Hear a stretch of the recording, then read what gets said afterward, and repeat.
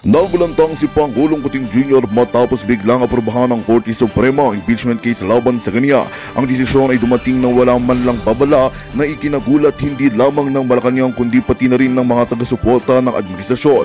Ayon sa ulat, inaprubahan ng Korte Suprema ang pag-usad ng impeachment case matapos makakita ng sapat na basihan mula sa mga reklamong isinampal laban kay Kuting. Kabilang sa mga aligasyon ang umano'y pag-aabuso sa kapangyarihan, katiwalian at paglabag sa konstitusyon. Dahil sa desisyong ito, inaasahan at inatasan ng Korte Suprema ang Kongreso na agad simula ng impeachment proceedings. Samantala, nananatiling tahimik ang kampo ng Pangulo, ngunit inaasahang maghahain ito ng apela upang harangin ang proseso. Habang inaabangan ng taong bayan ang susunod na hakbang ng palasyo, maraming Pilipino umaasa na magiging patas at makatarungan ng isigahan at litisin ang biglaang desisyon ng Korte Suprema ay nagbukas ng bagong kabanata sa politika ng bansa na nagdudulot ng mga aligasyon, ngunit nagbibigay din ng pag-asa para sa mas transparent na pamamahala. Sa kabila ng tensyon, umaasa ang publiko na mananaig ang hustisya sa kabila ng mga katutukan. Ngunit bagong lahat at yan ang balita ating hati-hitan notification bagong lahat sa patuloy ng pag-subscribe at hihitam ng bagong balita para sa patuloy na boses ng masa ng bagong balita sa tunay na boses ng masa.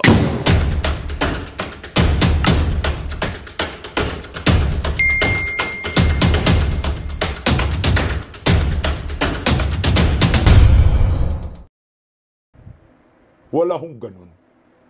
Nananawagan si Tatay Digong ng kudita.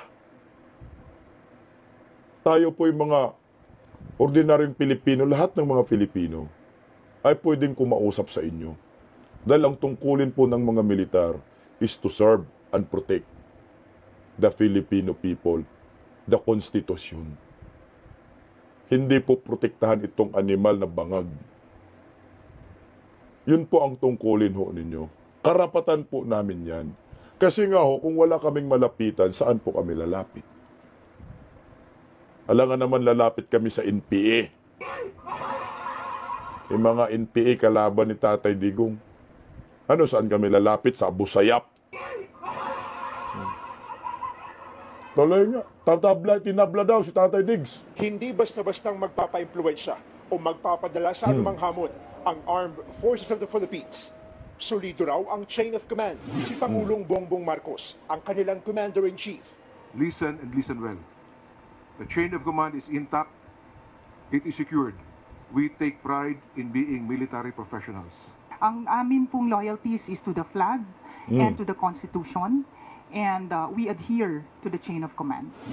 Ganyan na Putang ina, sinabi nyo na ho na ang inyong loyalty to the flag and the Constitution. Bulag pa ba kayo? Ginagago na ho ang konstitusyon ng ating bayan. Putang ina ninyo, sarap ninyo pagmumurahin. Coming from your mouth. Anong sabi ninyo? Ang loyalty ninyo sa watawat ng Pilipinas at sa saligang batas. Look at now! Ano ang nangyayari sa Pilipinas? Ang tahimik ninyo eh. Napaka-imposible pag hindi po kayo tinamaan ng aming pinagsasabi. Chain of command. Susunod ba kayo sa isang commander-in-chief na may problema sa druga? Putang ina, bangag nga sabi ni Tatay Digong, alam ninyo yan. Magpakatotoo tayo, sabi ni Tatay Digong, huwag tayo maglukuhan. Payag na lang pala kayo na yung magmando sa inyo, durugista. Wow! Kung totoong mahalin nyo ang bayan at ang konstitusyon, kayong mga militar, obligado kayo sa drug test. Bakit ayaw nyong obligaduhin itong presidente ngayon na commander-in-chief ninyo na nababalot sa isang kontrobersyal na siya ay durugista? I-hair follicle test ninyo. Wala ho kaming nangarinig sa inyo eh. Wala ho kami ni isang sundalo na nagsasabi, isang general na nagsasabi, ipa-hair follicle test itong si Bangag. Di ba ako kayo nakuntinto dun sa pulburon video na lumalabas? authenticated, certified po yun. Sigurado ba ho kayo sa watawat? O nabayaran na rin ho kayo? Kayong mga generalis, magpakatotoo ho kayo. Ang tungkulin ninyo, sinasabi ninyo para sa watawat at sa konstitusyon. Itong ginawa ho ng mga kongresista ngayon, nagpakulong ng walang kasalanan at walang kaso, hindi ba ho ito paglabag sa konstitusyon? Julia, maraming salamat sa pakulay. Yung ginawa sa KOGC, hindi ba ito paglabag sa konstitusyon? Yung gusto nilang papasukin ng ICC na walang jurisdiction, hindi ba ito paglabag sa konstitusyon? Yung pagpapasok ni Bangag ng mga sundalong kanu at sila ay nakikialam sa ating soberenya, hindi ba ito paglabag sa konstitusyon? Marami na hong nilabag. Yung pagbibinta ng ginto na 25 tons na until now, hindi pa natin alam na saan. Hindi ba ito labag sa konstitusyon? Yung pagkuha ng pondo ng PhilHealth, 89 billion, hindi ba ito paglabag sa konstitusyon? Flood control projects, bilyonis, 550 billion. Hanggang ngayon, hindi pa may paliwanag. Hindi ba ito paglabag sa konstitusyon? Yung mga ano ninyo, yung benepisyo ninyo, napapahamak, hindi ba ito paglabag sa konstitusyon? Come on, magpakatotoo ho tayo. Maharlika investment scam. 500 billion na. Wala kayong may re-retirement magkukuha, GSIS.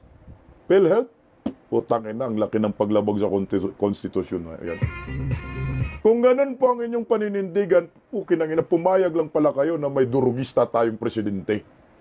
Meron kayong chief of staff na durugista. Sinabi ni Tatay Digong, durugista yan eh. Ni minsan, hindi po napatunayan ng Marcos admin na si Bangag ay hindi durugista. Tahimik sila doon. Dahil pag nagpa-hair follicle test, positibo ang animal. Digan ang sandatahang lakas sa kabila ng hamon o tila panawagan ni dating Pangulong Rodrigo Duterte tungkol sa pagsuporta ng AFP kay PBBM. There is a fractured in the governance sa ating Pilipinas ngayon. Walang makakorek niyan. Nobody can correct Marcos. Nobody can correct Romualdez. It is only the military who can correct. Correct. I'm challenged to the military itself. The whole of the military, kasi sila ang supposed to be protector of the Constitution. Mismo! Hindi malinaw kung paano, bakit at kung ano ang sinasabi ni Digong na fracture. Buang kang media ka, ipaliwanag ko sa inyo kung anong ibig sabihin na fractured, no? Yung pag-suppress ng freedom of expression at freedom of speech, fractured na yan. Yung pinakulong mo ho, yung isang tao na walang kasalanan, fractured na yan. Yung pangungurakot na walang habas, na paglilibas ng kaban ng bayan, fractured na yan. Kayong mga media, masasabi ninyo hindi fractured kasi bayad kayo. Yung pondo sa PhilHealth, malversation, 89 billion. 27 na lang ang titira kasi kinuha na yung 60. Hindi ba ho fractured yan? Sobrang fractured po yan. Yung pagbibinta ho ng ginto na hindi natin alam, na hindi nila mapaliwanag, anong tawag doon? Fractured. Isa pa sa mga fractured ngayon, ang bagsak na ekonomiya, napabayaan. Magkano ba palitan ng piso kontra dolyar? Puking ina, fractured po yan. 59 na ho. O kahapon ho ito. O. Yung inamin ng presidente na hindi niya alam paano magresponde sa bagyo, ang tawag dyan, fractured. Anong gagawin natin? Wala siyang alam. Di ba ho? Trilyones na pundo ng bayan, ang tawag dun, fractured. So hayaan na lang ng militar to. Kasi sa tingin ninyo hindi fractured yan. walang nagtatanong eh. Walang nagrereklamo dito sa pira sa Kaban ng Bayan. Tanging kami lang, mga political vloggers. Hindi nga ho ninyo napag-usapan sa inyong mga channel yung 550 billion na flood control projects.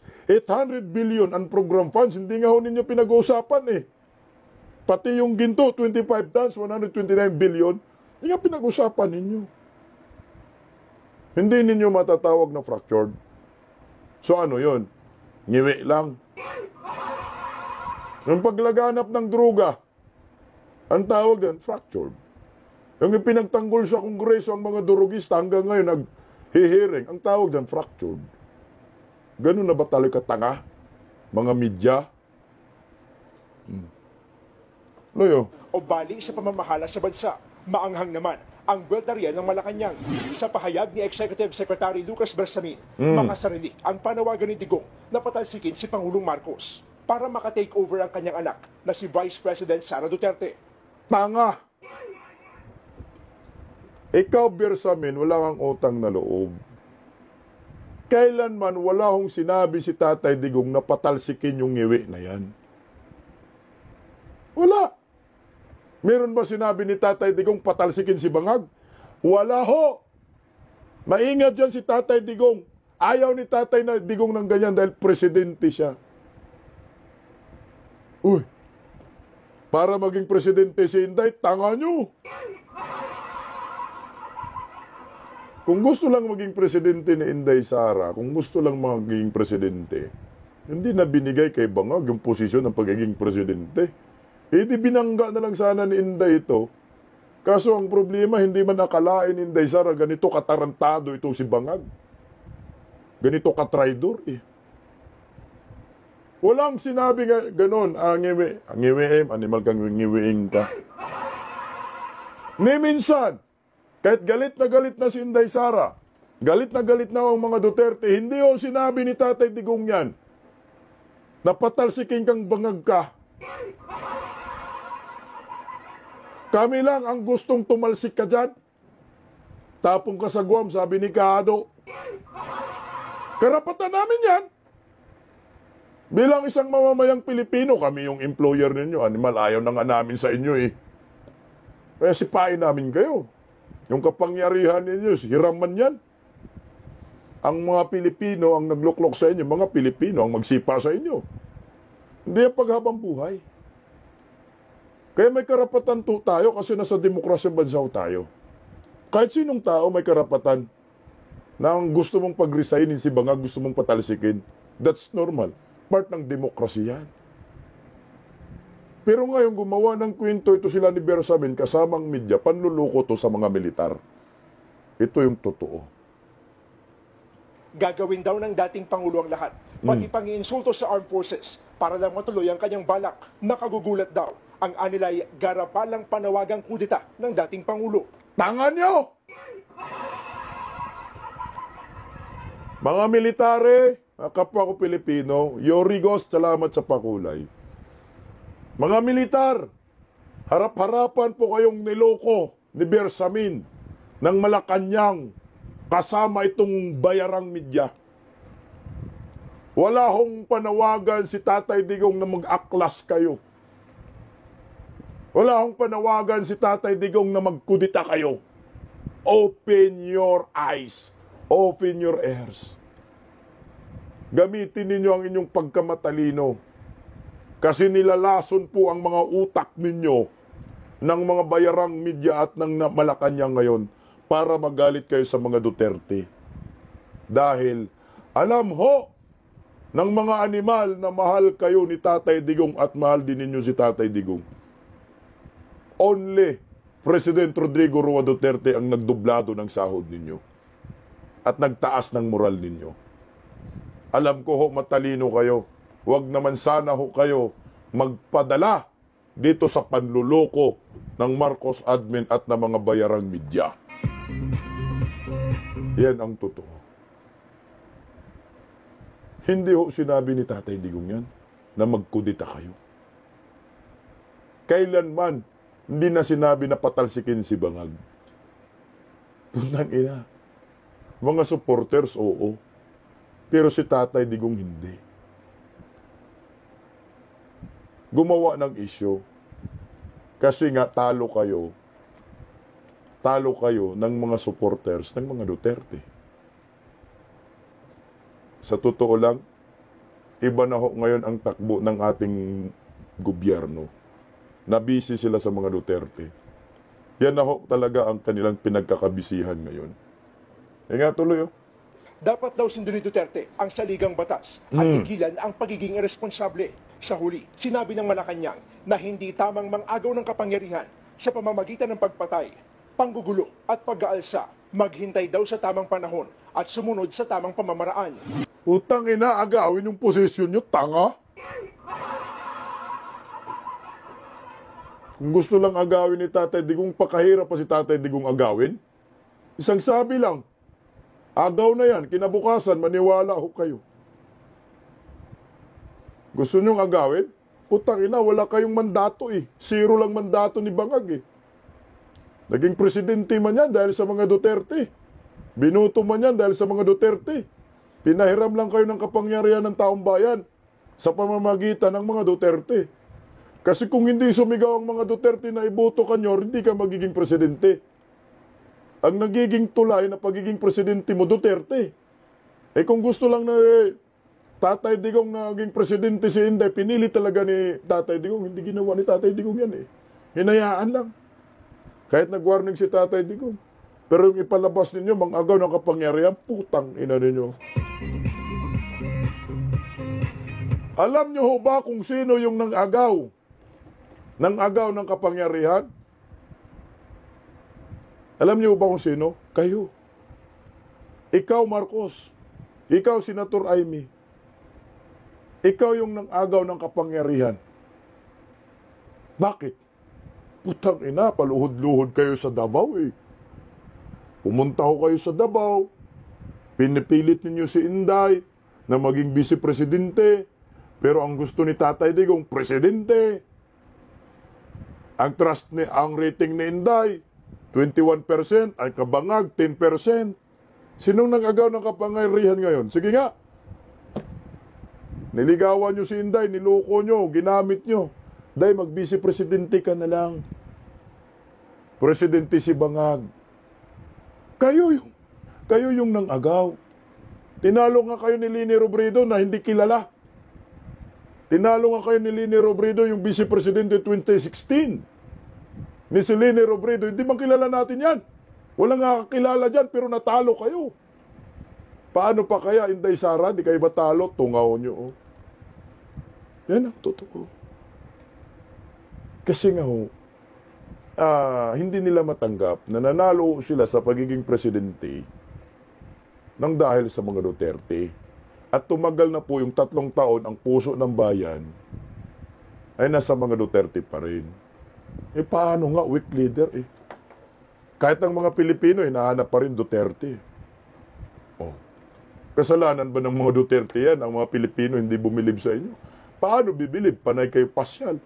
Kagagaling lang din ng Dubai. Ginawa ninyong animal, baklaran tumunuminto yung yung Dubai. Kanino pera yan? Pera ng taong bayan. Lahat ng kaibigan ninyo, dinala pa ninyo. Magkano ang gastos ninyo? Ilatag nyo. Karapatan namin malaman kung magkano ginastos ninyo. O sino ngayon? Ang may problema. Ito ba, hindi ito fractured? Fractured? Tuloy. Para naman sa ilang kongresista, umi-style ang mga Duterte Oy! para ilihis ang usapan tungkol sa umunoy anomalya sa confidential funds ni VP Sara. Hindi raw bebenta sa militar ang hamon ni Digong. Lumang tugtugin na yan. Wala nang naniniwala. Wala nang sasama dyan. Kasi ang taong bayan, mas maraming problema na kailangan ayusin. Putang ina, nagsalita ang buhaya. Tama ka! Maraming problema ang ating aayusin. Pukinang ina, bakit ang pinag-iusapan ninyo dyan mga Magandang balita ang hatid namin sa inyo ngayong araw. Sa pagtatapos ng aming balitaan, nagbigay kami ng mga mahalagang impormasyon. Maraming salamat sa pagtutok at pagsuporta sa aming programa. Huwag kalimutang manatili sa mga susunod na araw para sa mga bagong balita at mga kwento na dapat nating abangan. Mula sa Boses ng Masa, magandang araw Pilipinas!